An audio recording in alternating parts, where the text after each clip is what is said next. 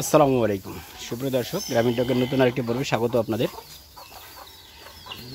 আজকে আপনাদের সামনে যে ভিডিওটা নিয়ে উপস্থিত হয়েছে সেটি মূলত ওই যে গত কালকে যে গরুটা বিক্রি হয়েছে, ওই গরুটা বিক্রি করার পরে দুইটা গরু ক্রয় করলাম। এগুলো মূলত হাফ লোডের গরু, অর্ধাঅর্ধি লোড হয়ে গেছে। টার্গেট হচ্ছে আগামী ঈদুল আজহা, মোটামুটি মাসখানেকের মধ্যে গরুগুলো জাস্ট একটু ফেটেনিং করে বিক্রি করা। তো দাম শুনলে অবাক অথবা হতবাক হতে পারেন, যেটা বলেন না কেন। তার কারণ দাম কিন্তু অনেক বেশি। মোটামুটি 1,25,000 টাকা দিয়ে গরুগুলো আমি হাটে ক্রয় করেছি। 62,500 করে পড়ছে আর কি প্রতি পিস। আর বয়সও মোটামুটি ভালো। এই গরুটা লাল গরুটার বয়স 6 দাঁত, মাত্র 6 দাঁত। আর এটার 8 দাঁত, মানে জোয়ান, তবে সদ্য জোয়ান, নতুন জোয়ান যেটা বলে ইনশাল্লাহ। টার্গেট হচ্ছে আগামী ঈদুল আজহাকে কেন্দ্র করে মূলত গরু ক্রয় করা। আর এই গরু দুটার টার্গেট নিয়েছি মোটামুটি 1,60,000, মানে 80,000 করে এভারেজ প্রাইস আর কি ধরছি। তার কারণ মোটামুটি 100 কেজির উপর মাংস রয়েছে প্রতি গরুতে। এটা হয়তো একটু কম হতে পারে কিংবা 100 হতে পারে, কিন্তু এটাতে 100 কেজি কোনো ভুল নেই, মানে 2.5 মণ করে আছে। টার্গেট হচ্ছে 3 মণ করে। 3 মণ করে যদি টার্গেট হয়, আগামী ঈদুল আজহায় মোটামুটি 80,000 করে বিক্রি হয়ে যাবে, কোনো ভুল নেই। তার কারণ সুস্থ সবল, সুন্দর এবং সুশ্রী, পাশাপাশি নিখুঁত নিরোগ এই গরুগুলো ক্রয় করার মূল উদ্দেশ্য হচ্ছে ঈদুল আজহায় মোটামুটি এই গরুগুলোর একটু চাহিদা অনেক বাড়বে এবং বেশি হবে। দেখতেই পাচ্ছেন গরুগুলো মানে কাটিং কিংবা কোয়ালিটি অনেক ভালো রয়েছে। আগামী ঈদুল আজহায় মানে সংক্ষিপ্ত সময়ে, স্বল্প সময়ে এই গরুগুলো মোটা তাজা করতে হয়তোবা আমাদের একটু বেগ পেতে হবে, তাতে করার কিছু নেই, আল্লাহ পাকের ইচ্ছা। আমরা চেষ্টা করব যথাসাধ্য স্বল্প সময়ে এবং সুনির্দিষ্ট নিয়ম কানুন মেনে গরুগুলো ফেরেনিং করা। আপনারা জানেন আমার খামারে বেশ কিছু সংখ্যক ষাঁড় গরু রয়েছে।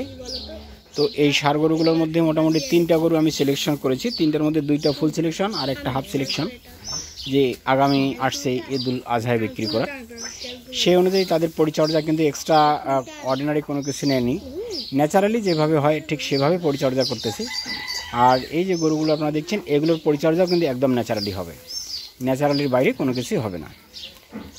তার কারণ গরু আমরা শুধুমাত্র মিক্সিং ফিড এবং খড় দিয়ে মোটা তাজা করবো, আর কিচ্ছু লাগবে না। মোটা তাজার ক্ষেত্রে এগুলোর বিকল্প নেই। আমরা যদি মিক্সিং ফিড এগুলো গরুকে শুরুতে 1 কেজি সকালে 1 কেজি রাত্রে অন্তত 5-7 দিন দেবো।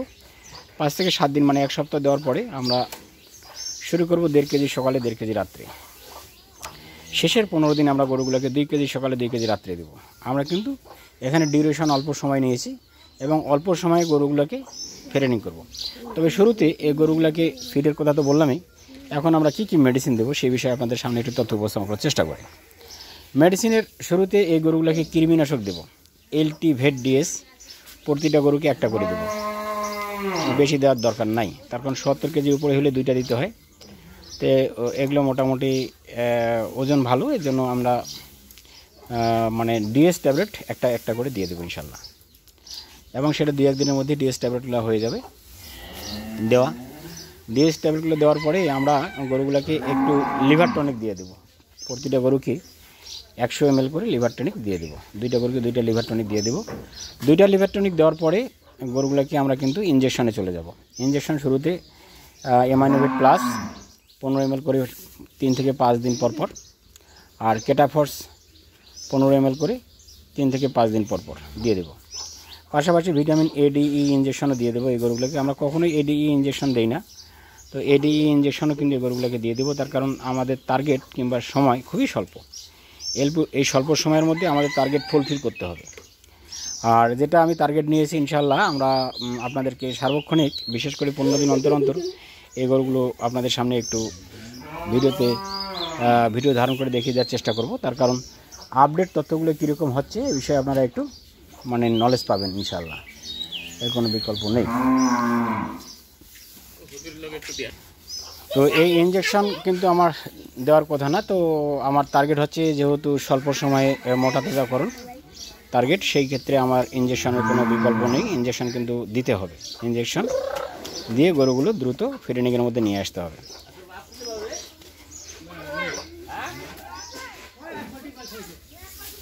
আপনারা যদি এগুলো চামড়া দেখেন তো একদমই ঢিলে ঢালা চামড়া এই আসলে, এবং কাটিং ফ্যাশন সবই ঠিক রয়েছে। মাথা মোটা, এগুলো গরু একটু খায় বেশি এবং ফিডনিং হয় বেশি, মাথাটা খাটো। দুইটা গরুর টার্গেট কিন্তু ওইভাবেই ক্রয় করা। আর মিক্সিং ফিডের তো বললামই, অনেকে আপনারা গরু মিক্সিং ফিড ছাড়াও অন্য অন্য ফিড দিয়ে গরু মোটা তাজা করতেছেন, সেই ক্ষেত্রে আপনারা মোটা তাজা করতে পারবেন, এখানে তেমন কোনো সমস্যা নেই। তবে এই গরুগুলোর সামান্য একটু ত্রুটি আমার কাছে পরিলক্ষিত হয়েছে, সেটি হলো যে গরুগুলোর ওই ওলান ঝুলা কিংবা ভাষা নেই। কেন ত্রুটি?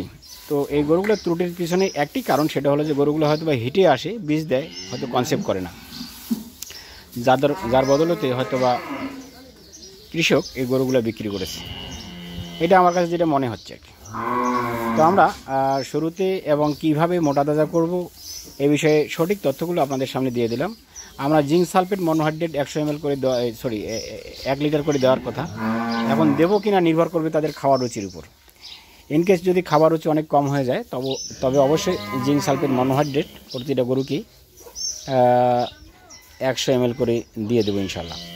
এগুলো দিলে গরুর খাবার রুচিটা আলটিমেটলি বৃদ্ধি পাবে এবং গরু দ্রুত মোটা তাজা হয়ে যাবে ইনশাল্লাহ। তো এই তথ্যগুলো মূলত আমরাই দিয়ে থাকি, তার কারণ আপনারা জানেন আমি বাংলার সবার সাবেক অ্যাডমিন, আমি আব্দুর রাজ্জাক। আমার এই তথ্যগুলো কালেক্ট করে সারা বাংলাদেশে শুরুতেই আমি হাড্ডিসার গাভী গরু আপনাদের সামনে এই মোটা তাজাকরণের একটা প্রজেক্ট তুলে ধরেছিলাম, যার বদলতে আপনারা এই ভিডিওগুলো দেখে আমাদের এই উত্তরবঙ্গের মতো সারা বাংলাদেশে গরু মোটা তাজা করতেছেন। এটা মূলত একটি সফলতার জন্য একটি ভিডিও উপস্থাপন করেছিলাম আপনাদের সামনে অনেক দিন আগে বাংলার সহ ইউটিউব চ্যানেলে।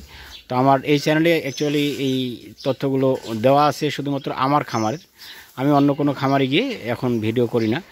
এই চ্যানেল আসলে ওইভাবে হাটে বাজারে ভিডিও করি না। আমি আজকে হাটে গিয়েছিলাম, অনেকগুলো গরু দেখেছি, তার মধ্যে পছন্দ সেই এই গরুগুলো ছিল, কিন্তু দাম অনেক বেশি। হয়তো আপনাদের কথা অনুযায়ী ওদের 60 দুগুণে 120 কিংবা আর একটু কম হলে আপনাদের হিসেব অনুযায়ী একটু ভালো হতো। কিন্তু এই গরুগুলোর আবার একটা সমস্যা হচ্ছে, যদি কোনো গরুর বয়স একটু ভালো থাকে, মানে হালকা বয়স থাকে, সেক্ষেত্রে সেই গরুগুলোর দাম অন্য অন্য গরুর তুলনায় 2, 4, 5 হাজার অনেক সময় বেশি হয়ে থাকে। তার কারণ গরুগুলো ফ্রেনিং করতে তেমন কোনো বেগ পেতে হয় না এবং হাফ লোডের গরু যেহেতু দ্রুত মোটা তাজা হয়ে যায়, এই জন্য এই গরুগুলো কোনো বিকল্প নেই। তো যাই হোক দর্শক, আমরা অনেক কথা বললাম। আমরা আর 15 দিনের মধ্যে কিংবা 10 দিনের মধ্যে এই গরুগুলোর তথ্য নিয়ে আপনাদের সামনে হাজির হব অন্য কোনো ভিডিওতে। আপনাদের সকলের সুস্বাস্থ্য মঙ্গল এবং সুদীর্ঘ জীবন কামনা করে প্রোগ্রামটি এখানেই শেষ করছি। ভালো থাকবেন সকলেই, সুস্থ থাকবেন। আসসালামু আলাইকুম, আল্লাহ হাফেজ।